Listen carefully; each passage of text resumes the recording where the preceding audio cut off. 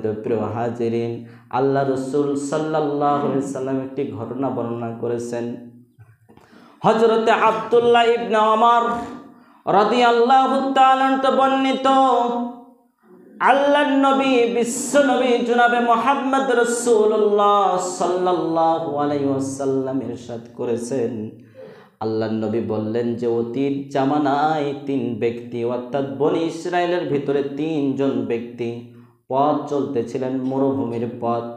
এই মরুভূমির পথ চলতে চলতে হঠাৎ করে আসমান থেকে বৃষ্টি নেমে আসলো। ওই 3 জন ব্যক্তি ভাবলো, আহারে এখন তো বৃষ্টি নেমে আসলো, আমরা তো ভিজে যাব, ভেজা কাপড়ে আমাদের শরীরে তো ঠান্ডা লেগে যাবে, আমাদেরকে এই বৃষ্টি থেকে বাঁচানোর জন্য একটা আশ্রয়স্থল খুঁজে বের করতে হবে। সে সময় এরকম তো আমাদের মতন বাড়িঘর ছিল না, যেহেতু মরুভূমির স্থল, মরুভূমির জায়গা। তারা একটা পাহাড়ের গুহা দেখতে পেল। পাহাড়ের গুহা আপনারা বুঝতে পারবে কিনা আমি জানি না, পাহাড়ের গুহা হলো ওইটা, একটা গর্ত ছিল, ওই গর্তর ভিতরে তারা প্রবেশ করে ফেললো। তার ভিতরে তারা যখন প্রবেশ করে ফেললো এই গর্তের ভিতরে, একটা উপর থেকে বড় পাথর এসে তাদের গুহার মুখটা বন্ধ হয়ে গেল। তারা 3 জন ব্যক্তি অন্ধকার আচ্ছন্ন হয়ে গেল গুহার মুখটা। যখন গুহার মুখটা অন্ধকার আচ্ছন্ন হয়ে গেল, তারা 3 জন ব্যক্তি হতাশ হয়ে গেল, কান্নাকাটি শুরু করে দিল, আহারে আমরা যে গর্তের ভিতরে আটকা পড়ে গেছি, আমরা এখন এই গর্তের ভিতর থেকে কেমন করে বের হব? আচ্ছা বলুন তো, কেউ যদি কোনো ঘরের ভিতরে আটকা পড়ে যায়, তাহলে সেখান থেকে বের হওয়ার তারা কোনো একটা পরিকল্পনা গ্রহণ করে কিনা? করে না? জোর জবরদস্তি করে তারা 3 জন মিলে পাথরটিকে আঘাত করলো, সরানোর ইচ্ছা করলো, কিন্তু তাদের সব শক্তিগুলো ক্ষয় করে ফেললো, কিন্তু পাথর তারা হটাতে পারলো না। তারা ভাবলো, এই তো যেহেতু পাহাড়ের গর্ত বন্ধ হয়ে গেছে, অক্সিজেনের অভাবে আমরা মৃত্যুবরণ করব।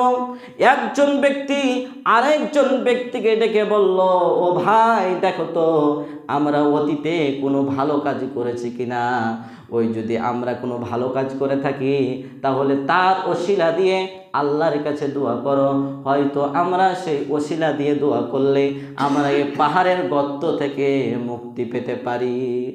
সম্মানিত প্রিয় হাজিরিন, এবার তারা একজন আরেকজন ব্যক্তি বলতে লাগলো, হায় আল্লাহ, আমার একজন বৃদ্ধা পিতামাতা ছিল, আমি পেশায় রাখাল ছিলাম, গরু চড়াতাম।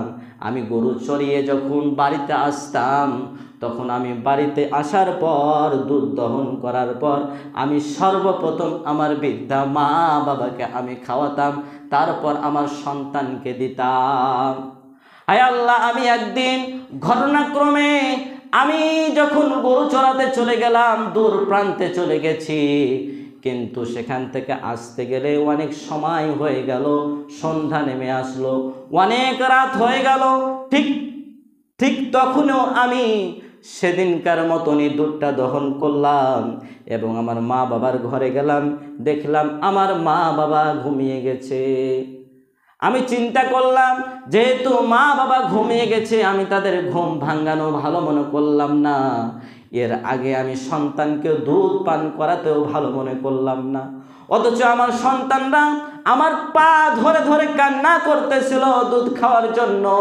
কিন্তু আমার চিন্তা ছিল, আমি আগে আমার মা বাবাকে খাওয়াবো, তারপর আমি আমার সন্তানকে দিব, তার আগে আমি দিব না।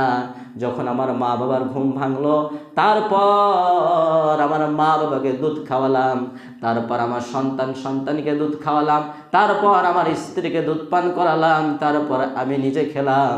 আল্লাহ, এটা যদি আপনি ভালো মনে করে থাকেন, তাহলে এর ওসিলা দিয়ে আমাদের পাহাড়ের গর্তের মুখটা ছুটিয়ে দাও।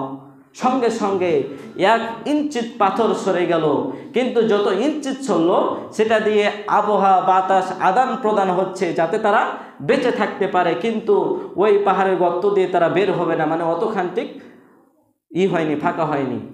আর একজন ব্যক্তি বলতে লাগলো, হায় আল্লাহ, আমার একজন চাচাতো বোন ছিল, একজন পুরুষ মানুষ যেমন আরেকজন মহিলাকে ভালোবাসে, ঠিক আমার এই চাচাতো বোনটাকে আমি অত্যন্ত ভালোবাসতাম। আমি একদিন তাকে কুপ্রস্তাব দিলাম, আমি একদিন তাকে খারাপ প্রস্তাব দিলাম, সে তাতে রাজি হলো না যতক্ষণ না আমি তাকে 100 দিনার দিই। আমি জোর প্রচেষ্টা করে 100 দিনার জড়ো করলাম। 100 দিনার জড়ো করার পর আমি যখন আমার চাচাতো বোনের কাছে গেলাম, যখন আমি চাচাতো বোনেরকে 100 দিনার বুঝিয়ে দিলাম, যখন আমি একটা নির্জন ঘরে গেলাম, আমার চাচাতো বোন আর আমি যখন নির্জন একটা ঘরে গেলাম, যখন আমি তার সাথে অপকর্ম করতে যাব, যখন আমি তার উরুর ওপর চেপে বসবো, এমনটা সময় আমার চাচাতো বোন বলল, ইত্তাকুল্লাহ, ও আল্লাহর বান্দা, আল্লাহকে ভয় করো, আমার মোহরানা ভেঙ্গে দিও না, অর্থাৎ আমার কুমারিত্ব ভেঙ্গে দিও না। আমাকে যদি তুমি বৈধভাবে বিবাহ করতে চাও, তাহলে ইসলামে একটা মোহরানা রয়েছে, এই মোহরানা দিয়ে আমাকে তুমি বৈধভাবে উপভোগ করো, এর আগে তুমি আমাকে উপভোগ করতে পারবে না।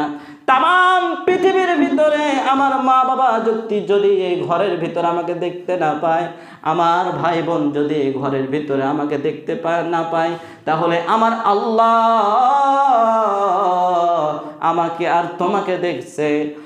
অতএব তার সেই চাচাতো ভাই সেদিন বলেছিল, আল্লাহ, এটা যদি তুমি ভালো মনে করে থাকো, আল্লাহ, এমন অবস্থায় আপনিও কিন্তু এই অবস্থায় এই অপকর্ম থেকে ফিরে আসতে পারবেন না। কেউ যদি কুপ্রস্তাব আপনাকে দেয় আর আপনি যদি নির্জন ঘরে চলে যান, আপনার মতন লোক, আমার মতন লোক সেই জায়গা থেকে ফিরে আসা অসম্ভব হয়ে যাবে, কারণ তখন তো আপনি আনন্দময় সময়, কিন্তু ওই ব্যক্তি সেই সময় ফিরে এসেছিল, অন্যায় কাজ থেকে ফিরে এসেছিল, আর আল্লাহকে বলেছিল, আল্লাহ, এটা যদি আপনি ভালো মনে করে থাকেন, তাহলে আমার পাহাড়ের গুহার মুখের পাথরটি আর কিঞ্চিত সরিয়ে দাও।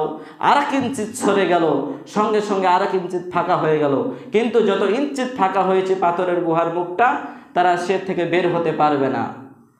আরেকজন ব্যক্তি বলল, হায় আল্লাহ, আমি একজনকে কাজের বিনিময়ে ক্রয় করেছিলাম, আমি তাকে কাজ করানোর পর আমি যখন তাকে কিছু আমি পাওনা তা দিতে চাইলাম, তখন সে এইগুলো রেখে চলে গেল।